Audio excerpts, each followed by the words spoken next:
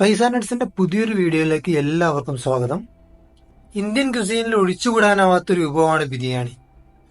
അത്രത്തോളം പരിചിതമല്ലെങ്കിലും പുലാവും ഒരുപാട് പേരെ ഇഷ്ടപ്പെട്ടൊരു ഭക്ഷണമാണ്. ആ പുലാവ് തന്നെ നല്ലൊരു കോക്കനട്ട് മിൽക്ക്, തേങ്ങാപ്പാലെല്ലാം ചേർത്തിട്ട് ഒരു കേരള രീതിയിൽ എങ്ങനെയാണ് തയ്യാറാക്കുന്നത് നോക്കാം. അതിന് നമുക്ക് വേണ്ടത് 1 കപ്പ് ബസ്മതി റൈസ് ആണ്. ഞാനിവിടെ എടുത്തിരിക്കുന്നത് അത്യാവശ്യം നീളമുള്ള ബസ്മതി അരിയാണ് എടുത്തിരിക്കുന്നത്.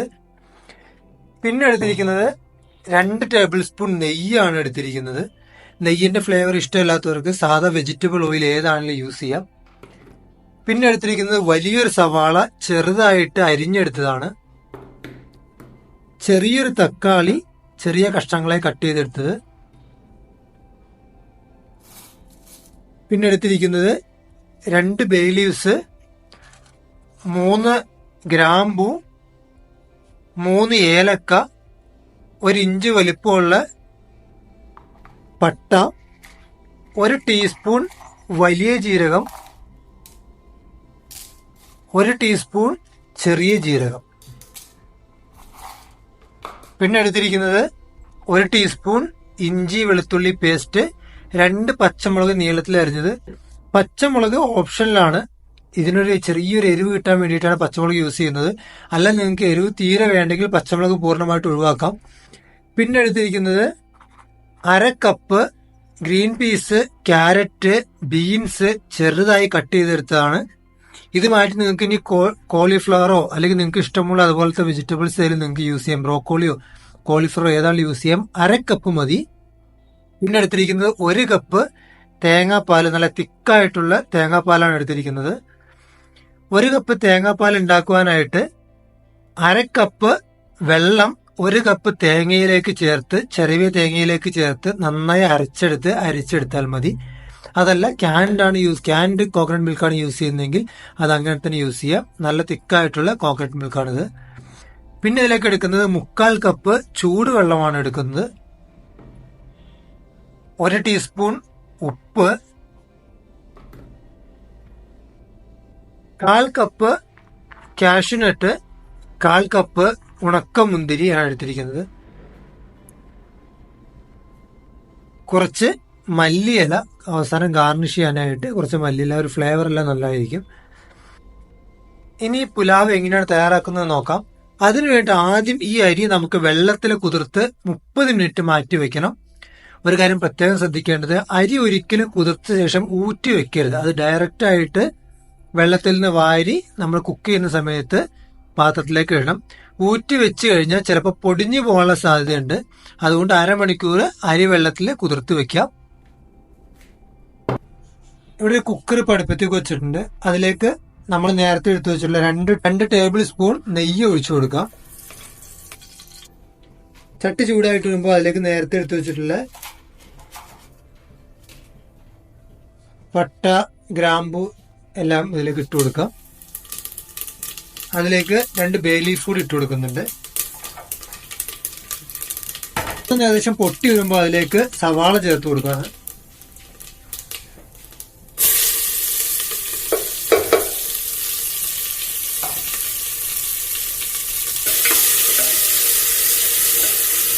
സവാള ചേർത്ത് കഴിഞ്ഞാൽ സവാള എന്നൊരു ഗോൾഡൻ ബ്രൗൺ ആവുന്നത് വരെ നമ്മൾ ഇളക്കി കൊടുത്ത് വേവിച്ചെടുക്കണം.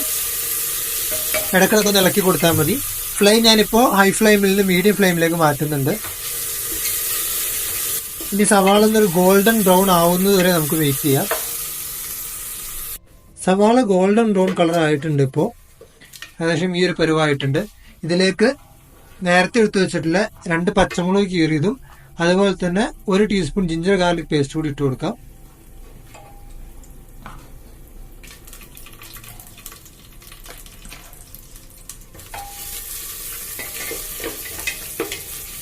ഇഞ്ചി വെളുത്തുള്ളി പേസ്റ്റിന്റെ പച്ചമണം മാറുന്നവരെ ഒന്ന് ഇളക്കി കൊടുക്കുക.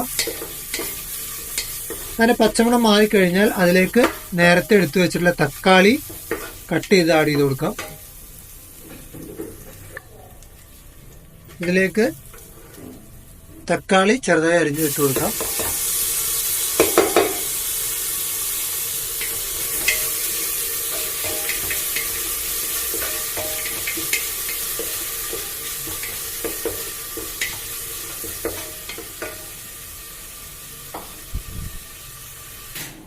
തക്കാളി ചേർത്ത് കഴിഞ്ഞാൽ തക്കാളി ഒരുപാട് വെന്തുടയേണ്ട.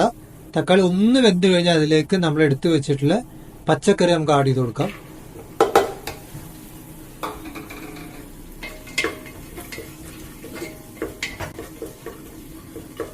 പച്ചക്കറി ചേർത്ത് ഒരു 5 മിനിറ്റ് മീഡിയം ഫ്ലെയിമിൽ ഒന്ന് കുക്ക് ചെയ്തെടുക്കുക. നമ്മളിവിടെ ഉപയോഗിച്ചിരിക്കുന്ന ഗ്രീൻ പീസ് പച്ച ഗ്രീൻ പീസാണ്. ഒന്നുകിൽ ഫ്രോസൺ ആയിട്ടുള്ള ഗ്രീൻ പീസ് അല്ലെങ്കിൽ പച്ച ഗ്രീൻ പീസ് ഉപയോഗിക്കുക. ഉണക്ക ഗ്രീൻ പീസ് ഉപയോഗിക്കാതെ ഇരിക്കുന്നതാണ് നല്ലത്. അതിന് വേവ് കൂടുതലാണ്, അത് വെന്ത് കിട്ടാനും പ്രയാസമാവും. ഫ്രഷ് ആയിട്ടുള്ള ഗ്രീൻ പീസ് മാത്രം ഉപയോഗിക്കുക. ഇത് ആഡ് ചെയ്ത് മീഡിയം ഫ്ലെയിമിൽ ഒരു 5 മിനിറ്റോളം ഒന്ന് കുക്ക് ചെയ്തെടുത്തു കഴിഞ്ഞാൽ അതിലേക്ക് നമുക്ക് അരിയിടാം. 5 മിനിറ്റോളം ഈ പച്ചക്കറി കുക്ക് ചെയ്തപ്പോഴേക്കും നന്നായിട്ട് ഒന്ന് സോഫ്റ്റ് ആയിട്ടുണ്ട്. ഈ സമയത്ത് ഫ്ലെയിം മീഡിയം ഫ്ലെയിമിൽ തന്നെ വെച്ചിട്ട് ഇതിലേക്ക് കുതിർത്തു വെച്ച അരി വാരിയിട്ട് കൊടുക്കാം.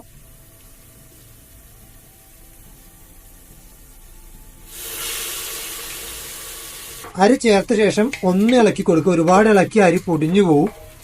നേരത്തെ പറഞ്ഞതുപോലെ അരി കുതിർത്ത ശേഷം അത് ഊറ്റി വെക്കരുത്, പൊടിഞ്ഞു പോകാൻ സാധ്യതയുണ്ട്.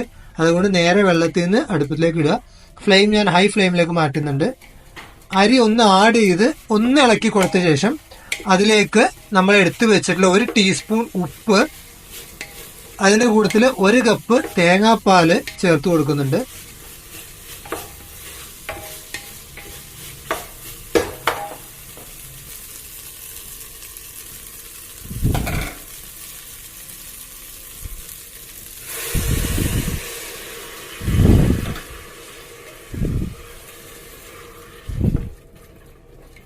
തേങ്ങാപ്പാൽ ചേർത്തൊന്ന് ഇളക്കിയ ശേഷം അതിലേക്ക് 1/4 കപ്പ് ചൂടുവെള്ളം ചേർത്ത് കൊടുക്കുന്നുണ്ട്. ഇപ്പൊ ഞാൻ ഈ പറഞ്ഞ വെള്ളത്തിന്റെ അളവ് കുക്കറിൽ തയ്യാറാക്കാനാണ്.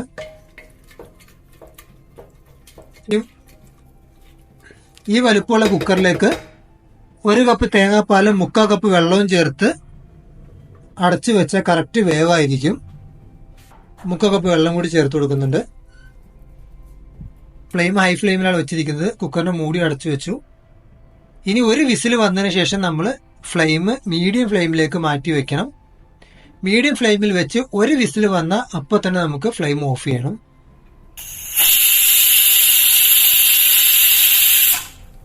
ഇപ്പൊ ഫസ്റ്റ് വിസിൽ വന്നു. ഞാൻ ഫ്ലെയിം മീഡിയം ഫ്ലെയിമിലേക്ക് മാറ്റുകയാണ്.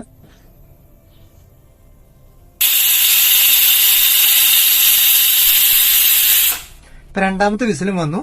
ഞാൻ നേരെ ഫ്ലെയിം ഓഫ് ചെയ്യാണ്. ഇനി ഇതിലെ ആവിയൊക്കെ ഒന്ന് സെറ്റ് ആവുന്നതിന് നമുക്ക് വെയിറ്റ് ചെയ്യാം. നേരെ തന്നെ വിസിൽ തുറന്ന് എയർ കളയരുത്, അത് കുക്കാവില്ല. അപ്പൊ അതുകൊണ്ട് നമുക്ക് ഇനി വെയിറ്റ് ചെയ്ത് വെക്കാം. വെയിറ്റ് ചെയ്ത് വിസിൽ സെറ്റിൽ ആയ ശേഷം നമുക്ക് ഓപ്പൺ ചെയ്യാം. ആ സമയം കൊണ്ട് കാഷ്യൂനട്ടും മുന്തിരി നെയ്യിലൊന്ന് വറുത്തെടുക്കണം. ഇപ്പൊ കാഷ്യൂനട്ടും ഉണക്കമുന്തിരി വറുത്തെടുക്കാനായിട്ട് ഞാനൊരു ചെറിയൊരു പാൻ അടുപ്പത്ത് വെച്ചിട്ടുണ്ട്. അതിലേക്ക് 2 ടേബിൾ സ്പൂൺ നെയ്യ് ആഡ് ചെയ്ത് കൊടുക്കുകയാണ്. നെയ്യൊന്ന് ഉരുകി വന്നു കഴിഞ്ഞാൽ അതിലേക്ക് കാഷ്യൂനട്ടും മുന്തിരിയും ചേർത്ത് കൊടുക്കാം.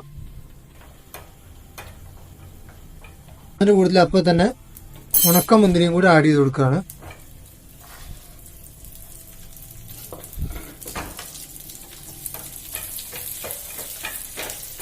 ഫ്ലെയിം ലോ ഫ്ലെയിമിലേക്ക് മാറ്റുന്നുണ്ട്. ഇത് രണ്ടും ആയിട്ടുണ്ട്. ഇനി നമുക്കിത് ഈ ഓയിൽ മാറ്റി ഒന്ന് എടുത്തു വെക്കാം. അപ്പോൾ കുക്കറിൽ എയറെല്ലാം പോയിട്ടുണ്ട്. ഇനി നമുക്ക് പതിയെ തുറന്നു നോക്കാം. വെള്ളമെല്ലാം വറ്റി റൈസ് നന്നായിട്ട് വെന്തിട്ടുണ്ട്. ഇനി നമുക്ക് ഇതൊരു പ്ലേറ്റിലേക്ക് മാറ്റി പ്ലേറ്റ് ചെയ്യാം.